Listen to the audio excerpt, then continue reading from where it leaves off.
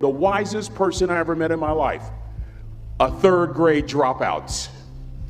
Wisest and dropout in the same sentence is rather oxymoronic, like jumbo shrimp.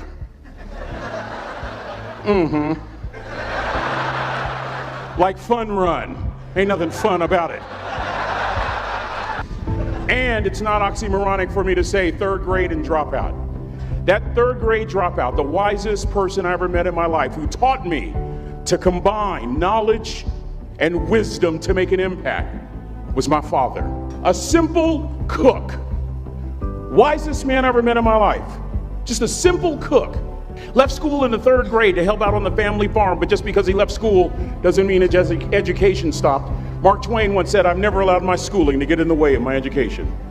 My father taught himself how to read, taught himself how to write, decided in the midst of Jim Crowism, as America was breathing the last gasp of the Civil War, my father decided he was going to stand and be a man.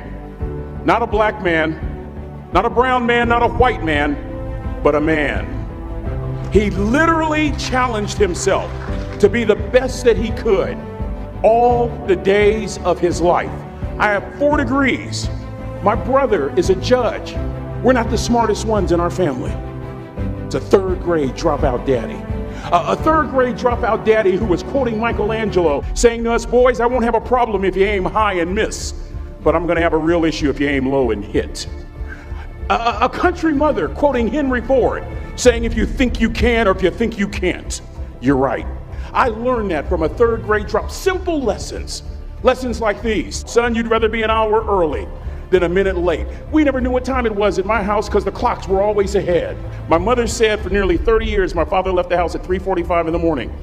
One day she asked him, "Why, Daddy?" He said, "Maybe one of my boys will catch me in the act of excellence. I want to share 2 things with you." Aristotle said, "You are what you repeatedly do." Therefore, excellence ought to be a habit, not an act. Don't ever forget that. I know you're tough, but always remember to be kind. Always. Don't ever forget that. Never embarrass mama. Yeah.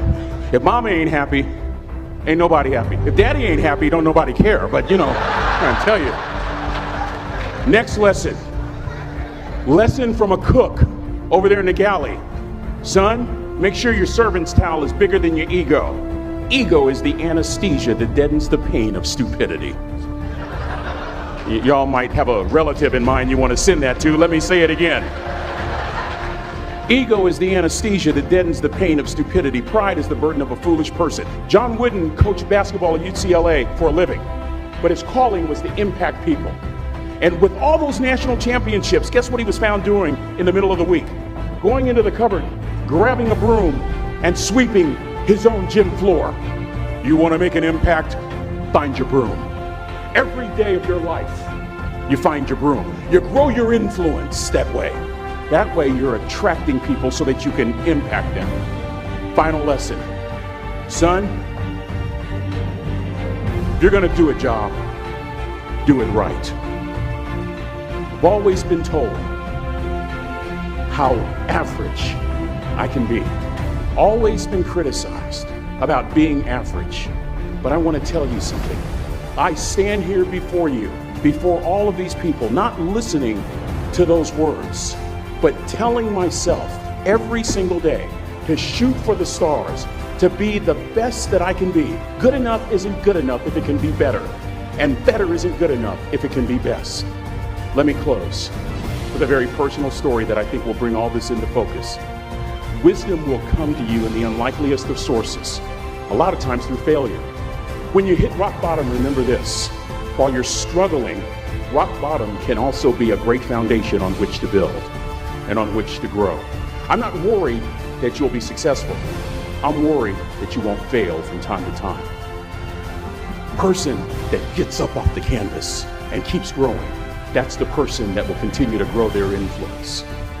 Back in the 70s, to help me make this point, let me introduce you to someone. I met the finest woman I'd ever met in my life. We're at this dance and I find out her name is Trina Williams from Lompoc, California. And we're all dancing and we're just excited. And I decide in the middle of dancing with her that I would ask her for her phone number. Trina was the first one. Trina was the only woman in college who gave me her real telephone number.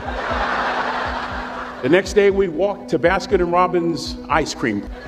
We go on a second date, and a third date, and a fourth date. We drive from Chico to Vallejo so that she could meet my parents. My father meets her. My daddy, my hero, he meets her, pulls me to the side and says, "Is she psycho?" But anyway, she said yes. That was the key. I married the most beautiful woman I'd ever seen in my life. Y'all ever been to a wedding and even before the wedding starts, you hear this? How in the world? And it was coming from my side of the family.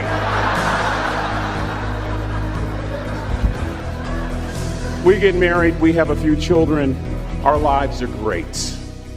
One day, Trina finds a lump in her left breast. Breast cancer. 6 years after that diagnosis, me and my 2 little boys walked up to Mommy's casket. And for 2 years, my heart didn't beat. If it wasn't for my faith in God, I wouldn't be standing here today. If it wasn't for those 2 little boys, there would have been no reason for which to go on. I was completely lost. That was rock bottom. You know what sustained me? The wisdom of a 3rd grade dropout. The wisdom of a simple cook. We're at the casket. I'd never seen my dad cry. But this time I saw my dad cry. That was his daughter. Trina was his daughter, not his daughter-in-law. And I'm right behind my father, about to see her for the last time on this earth. And my father shared 3 words with me that changed my life right there at the casket. It would be the last lesson he would ever teach me. He said, "Son, just stand. You keep standing. You keep standing, no matter how rough the sea, you keep standing." And I'm not talking about just water. You keep standing. No matter what, you don't give up. And as clearly as I'm talking to you today, these were some of her last words to me. She looked me in the eye and she said, "It doesn't matter to me any longer how long I live. What matters to me most is how I live." I ask y'all one question, a question that I was asked all my life by a 3rd grade dropout. How you living? How you living? Every day ask yourself that question, how you living? Here's what a cook would suggest you to live this way. That you would not judge, that you would show up early, that you'd be kind, that you'd make sure that that servant's towel is huge and used, that if you're gonna do something, you do it the right way. That cook would tell you this, that it's never wrong to do the right thing, that how you do anything is how you do everything. And in that way, you will grow your influence to make an impact. In that way, you will honor all those who have gone before you, who have invested in you. Look in those unlikeliest places for wisdom. Enhance your life every day by seeking that wisdom and asking yourself every night, how am I living? May God richly bless y'all. Thank you for having me.